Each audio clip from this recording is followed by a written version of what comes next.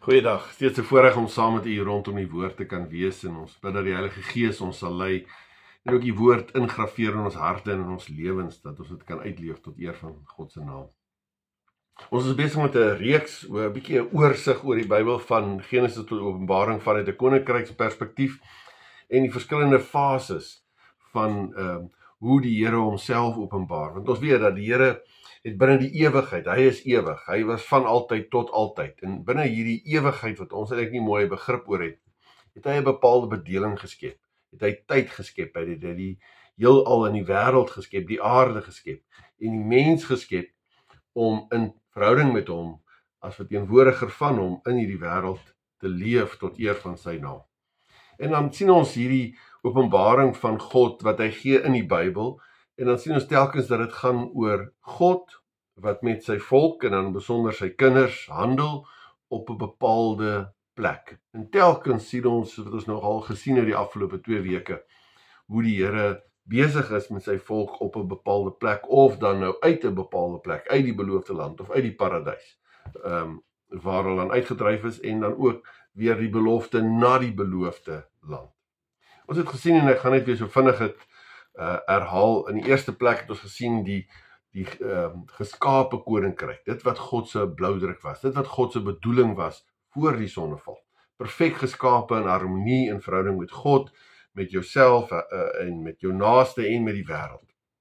As verteenwoordiger van God, in verhouding met God, het die mens gelewe, die bedoelde koninkryk, die geskape koninkryk, soos wat God dit oorspronklik bedoel het. Maar, so wat ons gesien het, jy was geskape, die mens was geskape om nie in beheer te wees nie, om onder God te wees, om God te gehoorsaam. Maar die mens wou soos God wees, en die sondeval vind plaas, en deur keuses van Adam en Eva, maar ook deur al die eeue heen, ook keuses van my en jou, waar ons nie meer die Godheid en die heerskappy van God erken nie, is alles dan gebroken. Die sondeval het plaasgevind en die verhoudinge is vertroebel. Maar dan, en ons sien ook hoe dit uitkristalliseer, dat dit so sleg word, Kain slaan vir Abel dood, en eintlik die Here vernietig die mensdom, en hy begin oor met Noag, maar selfs daarna het hulle weer in hoogmoed die toring van Babel gebou, en hy versprei hulle oor die hele aarde. Maar dan het ons gesien die beloofde koninkryk, waar die Here weer eens getrou bly, hy bly koning, hy begin met Abraham, en hy sluit 'n nuwe verbond, Genesis 12, van ek sal jou God wees, julle sal my volk wees, en gaan na die land toe, die plek waar ek julle sal aanwys. En dit sien ons dan Abraham, Isak en Jakob, die aardsvaders, en dan hoe Josef, wat die seun was van Israel, het dan nou na Egipte toe, is hy verkoop, maar die Here gebruik dit sodat die hele familie gered word uit hongersnood, as hulle almal dan Egipte toe kan gaan, waar daar kos was, tydens hongersnood.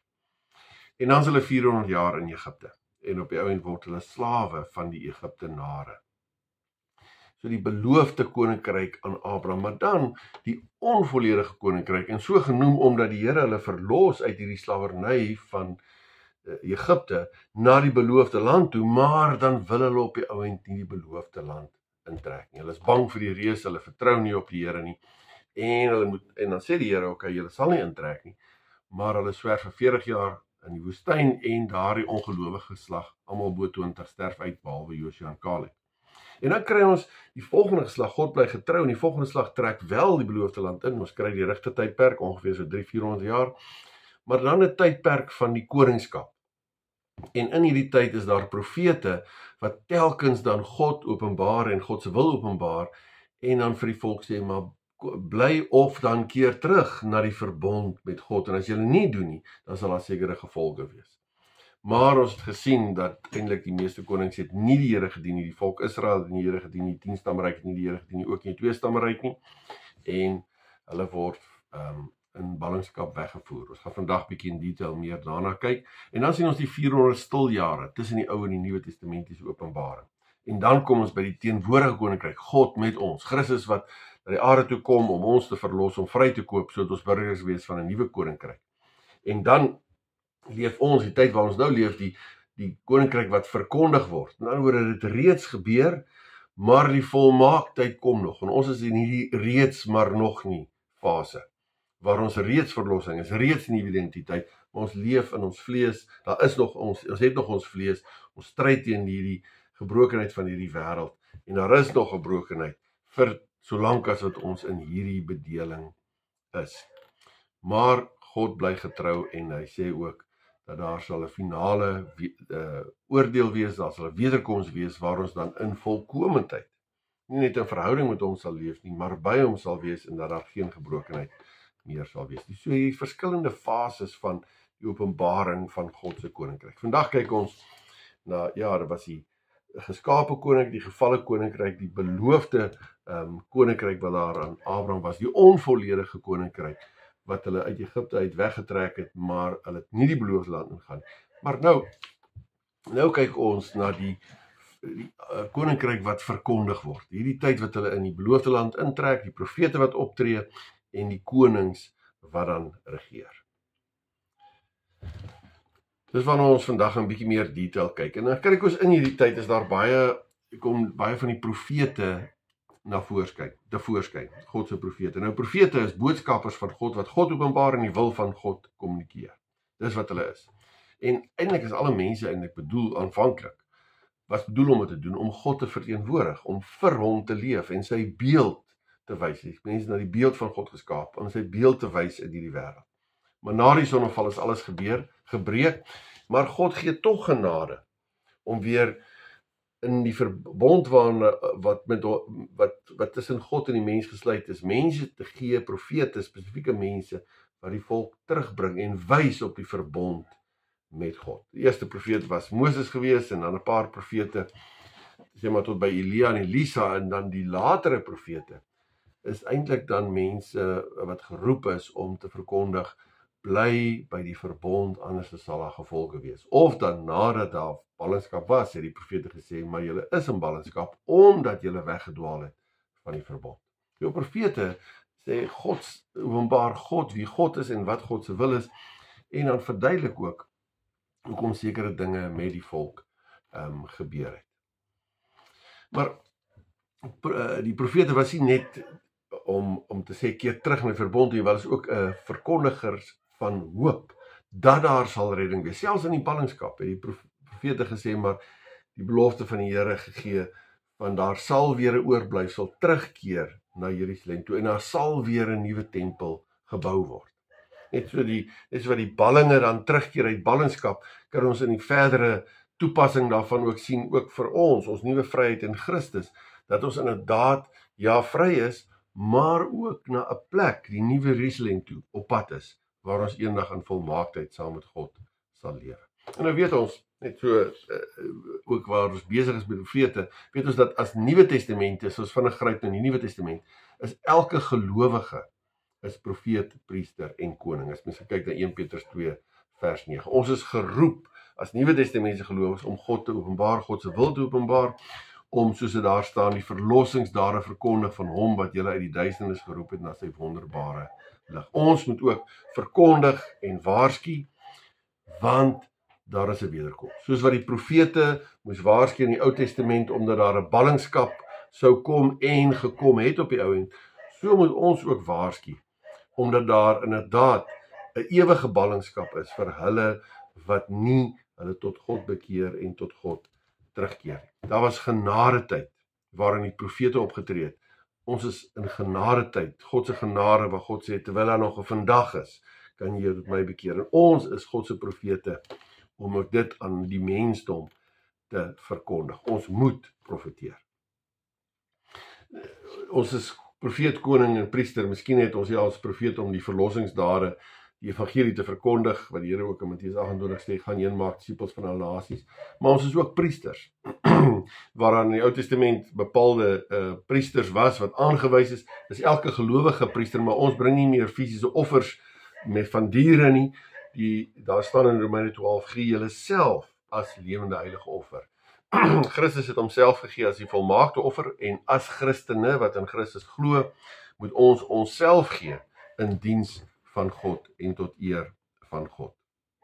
En as koning moet ons regeer oor die sonde, en moet ons regeer in die heerskappy in alle aspekte van die lewe, moet ons God se heerskappy in alle aspekte van die lewe indra as koning. So ons is profeet, priester en koning. profete in die bedeling hier van die koningskap waar ons nou 'n bietjie stil staan vandag.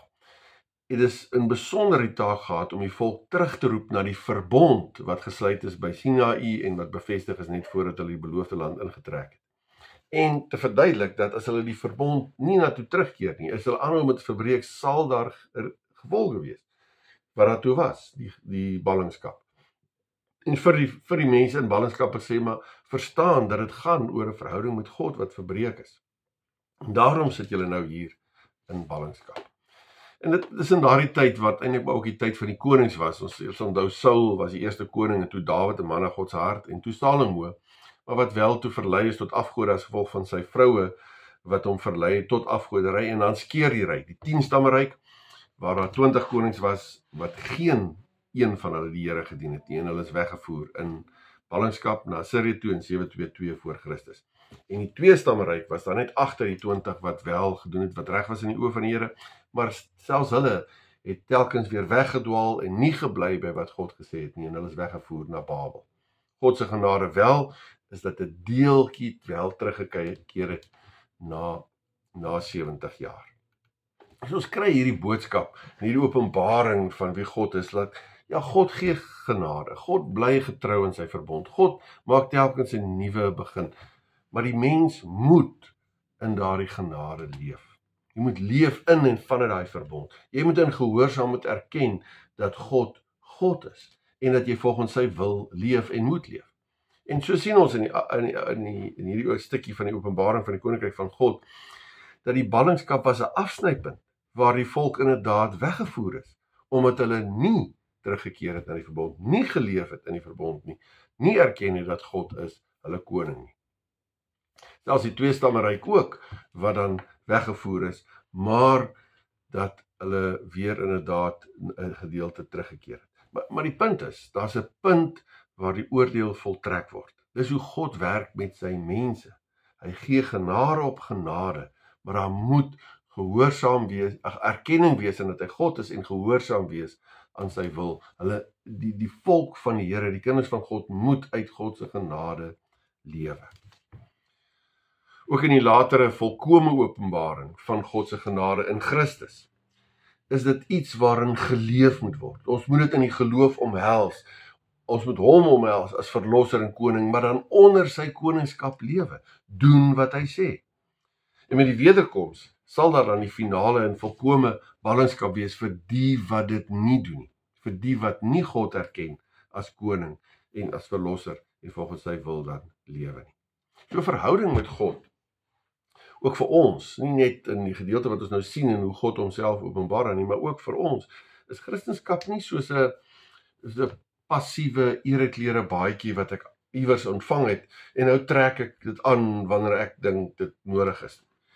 Verhouding met God, 'n Christendom, is 'n verhouding wat ek leef elke dag, vandag en môre en elke dag. Dis 'n groei in die geloof, dis 'n stryd teen die sonde. Dis elke dag profeet, priester en koning wees.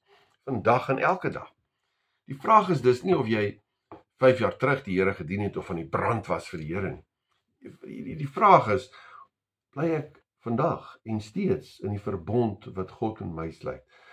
Erken ek hom as God? Leef ek in gehoorsaamheid? My verhouding met God is nou en vandag. Dis nie kind van God, is nie 'n status wat jy iewers verkry het nie.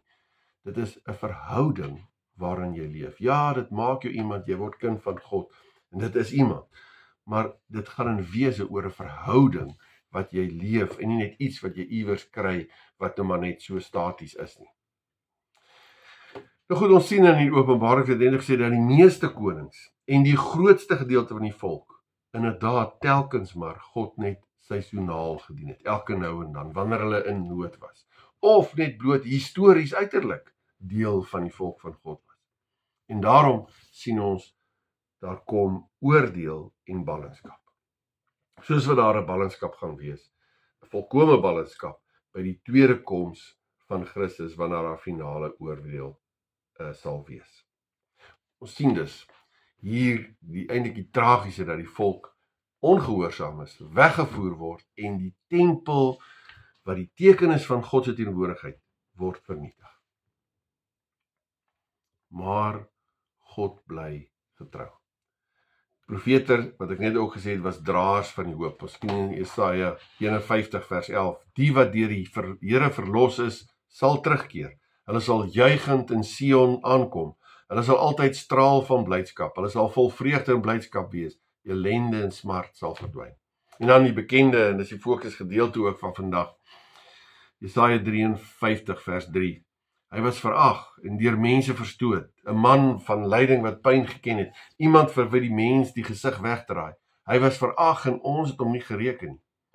Tog het hy ons lyding op hom geneem. Ons siektes het hy gedra. Maar ons het hom beskou as een wat gestraf word, wat deur God geslaan en gepynig word. Oor ons oortredinge is hy deurboor. Oor ons sondes is hy verbrysel. Die straf wat vir ons vrede bring, was op hom. Deur sy wonde het daar vir ons genesing gekom. Ons het almal gedwaal soos skaap. Ons het elkeen sy eie pad geloop. Maar die Here het ons almal se sonde op hom laat afkom. Jesaja 9, bekende gedeelte. Vir ons is 'n seun gebore. Aan ons is 'n seun gegee en hy sal heers en hy sal genoem word wonderbare raadsman, magtige God, ewige Vader, vrede vors. So jy is ook in hierdie tyd die profete gesien en geprofeteer van die volkome verlosser wat sal kom. Ja, dat daar ook uit hulle bepaalde praktiese situasie in daai tyd, maar juis ook in besonder die verlosser wat kom in Jesus Christus. En dis die teenwoordige koninkryk. God met ons. En so sien ons dat na die terugkeer uit die ballingskap waar hulle 70 jaar in was, die tweestammeryk, dan keer hulle terug deur God se genade, die tempel word herbou, en dan is daar weer so 400 jare amper stiltyd, voorbereidingstyd. In hierdie voorbereidingstyd sien ons dat daar een taal ontwikkel, Grieks, as gevolg van Alexander die Grote wat die oorwinning behaal en die beloofde land oorwin hier in 332 voor Christus. Baie ontwikkel later onder die Romeinse heerskappy wat in 63 hulle die mag verkry het. Maar dan hierdie groot moment, dit waartoe die offers heen gewys het, die verbond van die Ou Testament wat eintlik opgeloop het na hierdie hoogtepunt. Dit wat mense nie gereg gekry het en kon doen nie. Dit wat oorgeprofeteer is, die volmaakte liefde. Dit gebeur. Lees daarvan in Johannes 1 vers 1. Aan die begin was die woord al daar. Die woord was by God, die woord was self God. Maar vers 14, die woord het mens geword en onder ons kom woon. Ja, die evangelie boodskap, in 2 Korintiërs 5 vers 21, Christus was sonder sonde, maar God het hom in ons plek as sonder behandel, sodat ons deur ons eenheid met Christus deur God vrygespreek kan word. Dis die evangelie. Die evangelie beteken goeie nuus. Dit is die teenwoordige koninkryk van God wat onder ons kom woon het, om ons te red, om ons te verlos. Matteus, Markus, Lukas, is die evangelies, synoptiese evangelies wat eintlik 'n opsomming is van uit verskillende hoeke, verskillende persone van Jesus Christus se kom, se lewe, se sterwe, se opstanding. Johannes skryf ook daaroor, ook 'n evangelie, maar bietjie uit op 'n ander manier, bietjie meer tematies. Maar hierdie evangelie boodskap, Jesus Christus leef in ons plek volmaak. Hy dra die straf van die sonde in ons plek, soos wat die paaslam se bloed aan die deurkosyne gesmeer is, dat die doodsengel verbygaan daar in Egipte wat ons gesien het, so deur die bloed van Christus word ons gered, word ons sondes verlos en betaal. Hy betaal met sy lewe vir ons sondes. Hy oorwin, net soos wat die Farao vernietig is, oorwin is toe die see toegemaak het en dat hulle vernietig is. So behaal Christus die oorwinning oor die bose en die dood met die opstanding uit die dood. Vir ons. Terwille van jou, terwille van my. So lief het God die wêreld gehad, dat hy Jesus gestuur het, sodat ek en jy wat in hom glo nie verlore sal gaan nie, maar die ewige lewe kan hê. Ja, Hebreërs 10 staan, ons het dus nou deur die bloed van Jesus vrye toegang tot die heiligdom, en dit op 'n weg wat nuut is en na die lewe lei. Hierdie weg het hy vir ons gebaan deur die voorhangsel heen, dit is deur sy liggaam. Ons weet met die kruisiging van Christus het die voorhangsel van die allerheiligste geskeur, en daarom het ons nou vrye toegang tot God. Dit wat niemand mag ingaan nie, behalwe die hoëpriester een keer per jaar nadat hy offers vir homself gebring het, kon hy ingaan. daardie voorhangsels keer nou. En op grond van Christus se wat hy gedoen het, kan ons vrye toegang hê tot die Vader deur geloof in Jesus Christus op grond van dit wat hy gedoen het. Dan staan daar vers 21, en terwyl ons hom ook as groot priester oor die huis van God het, laat ons tot God nader met 'n opregte hart, met volle geloofsekerheid. Ons hart is immers gereinig van 'n skuldige gewete, ons liggame gewas met skoon water. Laat ons styf vashou aan die hoop wat ons bely, want God is getrou. Hy doen wat hy beloof het. Om het te omhels en daarin te leef. En ja, deel van daarin leef, staan daar vers 24, laat ons dan ook na mekaar omsien, deur mekaar aan te spoor tot liefde en goeie dade. Leef in hierdie genade, ons ook mekaar begelei tot liefde en goeie dade, erkenning wie God is en gehoorsaamheid aan God. Moenie van die samekoms van die gemeente af wegbly soos party se gewoonte is nie, maar mekaar eerder aanmoedig om daarin te gaan, des te meer julle die oordeelsdag sien naderkom. Nou, as ons weer kyk na daai verhoudinge wat gebreek is in Genesis 3, dan hier in Christus, dit wat hy kom doen het, wat hy betaal vir het, wat hy gekoop het, wat hy die volmaakte geleef het, dat ons deur geloof daaroor kan deel het, word hierdie verhouding met God herstel. En vanuit 'n herstelde verhouding met God, kan en moet ons weer in harmonie leef met onsself, want jy is nou weer kind van God, wat jy geskaap is om te wees. Jy moet in harmonie leef met ander mense, Romeine 12 sê ook, leef in vrede met ander mense, sover dit van julle afhang. En in verhouding in harmonie leef met die skepping, om weer te heers oor die skepping, sorg te dra, verteenwoordiger te wees in die skepping, soos wat jou oorspronklike bedoeling was. So vanuit jou verhouding met God het herstel is, word hierdie verhouding met jouself, met jou mense en met die natuur, word weer herstel, en moet ons werk tot daardie herstelde verhouding. Ja, want 2 Korintiërs 5 sê, so mooi hierdie, iemand wat aan Christus behoort, deur geloof in Jesus Christus, behoort jy aan Christus. Iemand wat aan Christus behoort, is 'n nuwe mens. Die ou is verby, die nuwe het gekom. Dit alles is die werk van God. Hy het ons deur Christus met homself versoen, en aan ons die bediening van versoening toevertrou. Die boodskap van versoening bestaan daarin dat God deur Christus die wêreld met homself versoen het, en mense hulle oortredinge nie toereken nie. Die boodskap van versoening het aan ons toevertrou. Ons tredes is gesande op van Christus. Dis God wat deur ons 'n beroep op julle doen. Ons smeek julle namens Christus, aanvaar die versoening met God wat hy bewerk het. Dan is eintlik maar waar ons vandag kom, né? Ek en jy is vandag hier. As ons terugkyk, soos wat ons in 'n oorsig gesien het, die openbaring van God die afgelope 2-3 weke, telkens God se genade ten spyte van die val. Ja, selfs in Genesis, na die sondeval, sê die Here, daar sal 'n verlosser weer kom wat die kop vermorsel.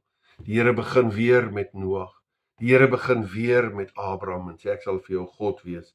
Hy red deur Josef in Egipte te laat eintlik verkoop word op 'n slaaf, sodat Israel en sy hele familie gered kan word. Moses, wat die Here weer begin en hulle uitlei uit slawerny uit. En alhoewel hy hulle uitlei, dan wil hulle nie in die beloofde land intrek nie, en tog is hy steeds getrou, en 'n volgende slag trek wel in. Die verbond wat God met hulle bevestig, ja, net na die uittog en net voor hulle die beloofde land intrek. Dawid, wat ons sien, 'n man na God se hart, en uit hom sal die beloofde verlosser kom, en dit gebeur ook so. Jesus wat gebore word, God se liefde, oor en oor en oor en oor sien ons telkens hoe God sy liefde, sy getrouheid bewys aan sy mense. Telkens sien ons hoe die meeste van die mense nie in daai genade leef, nie onder die heerskappy van God leef nie, en hoe dinge uit mekaar uitval, en hoe daar gevolge is. Telkens wat hulle God se pad verlaat, en telkens word God en die verhouding met God nie die belangrikste geag. En dit het ons gesien, God se getrouheid, God se genade, oor en oor en oor, ten spyte van ongehoorsaamheid. En nou wil ons amper vra, wat gaan God volgende doen? Hoe gaan God se openbaring verder ontplooi? Hoe gaan God homself weer eens getrou bewys? Maar dalk is dit nie die vraag nie. Dalk is die vraag nie, wat gaan God volgende doen nie. Die vraag is eerder, wat gaan ek en jy doen op grond van dit wat God reeds gedoen het? Hoe gaan ons reageer op God se openbaring deur hierdie eeue, soos wat ons het gesien het? Van sy almag, van sy getrouheid en in besonder dan in sy openbaring in Jesus Christus. Hy het sy liefde aan ons bewys, nie net deur die eeue nie, maar juist nou as wat ons vandag gesien het in Jesus Christus. Werklike liefde is dit, sê 1 Johannes 4, nie die liefde wat ons vir God het nie, maar die liefde wat hy aan ons bewys het, reeds bewys het, deur sy seun te stuur as versoening vir ons sondes. Ja, met alles wat ons hier gesien het, oor en oor en oor hierdie openbaring, is die vraag nie eintlik, wat gaan God doen volgende? Die vraag is, wat gaan ek en jy doen met dit wat God reeds gedoen het? Wat doen ons? Ons sê, ek leef in erkenning dat hy God is, dat ek leef in sy liefde, onder sy koningskap, op die plek waar hy my plaas, daar my roeping uitleef en oorloop, of gaan ek sê, nee, ek sal self, ek besluit, my prioriteite, ek sal God kontak wanneer ek hom nodig het, my gemaksones, my agenda en die wêreldse agenda vir my lewe. Punt is, jy is nie geskape vir opsie 2 nie. Deur die openbaring, afgelope 3 weke wat gesien het, oor en oor, het dit gesê, jy is nie geskape vir opsie 2 waar jy self in beheer is nie. Jy is nie geskape dat eie ek sentraal moet staan nie. Dit werk nie. Jy is geskape, en so het ons oor en oor gesien, om in God te lewe, om die heerskappy van God te erken, om in geloof God se genade in Christus te omhels, as verlosser en koning van jou lewe, om jou lewe oor te gee aan hom, en net in gehoorsaamheid tree vir tree te volg, waar hy jou lei. Die vraag is nie, wat gaan God volgende doen nie. Die vraag is, wat gaan ek en jy doen met dit wat God reeds gedoen het? Amen. Kom ons bid saam. Onse Vader, ons sien hoe u oor en oor u self getrou bewys, en Here, dat u verhouding met ons wil hê, en dat u self u genade so duidelik openbaar in u seun Jesus Christus, wat vir ons kom sterf het, en vir ons die ewige lewe behaal het, en dat ons dit in die geloof kan omhels. Here, ons wil vanmôre kom bid vir mekaar. Here, dat vir elkeen wat ook hierna luister, dat u elkeen sal oorweldig met die waarheid en die werklikheid van wie u is, en van u liefde en van u genade, sodat ons elkeen u net sal erken as koning en as Here oor ons lewe. U is die Almagtige, daar is niemand soos u nie, en alleen by u en die genade in Jesus Christus is daar verlossing. Ons hardloop in die arms in, ons sê, hier is ons Here, nie meer ek of ons of my agenda nie, maar u en u alleen. Ek lê my lewe voor u neer. Bid hierdie dinge alleen maar op grond van u genade, in die naam van ons Here Jesus Christus. Amen. Genade van ons Here Jesus Christus, die liefde van God ons Vader, die gemeenskap, die teenwoordig wees, die begeleiding, die troos van die Heilige Gees, is en bly met u elkeen. Amen.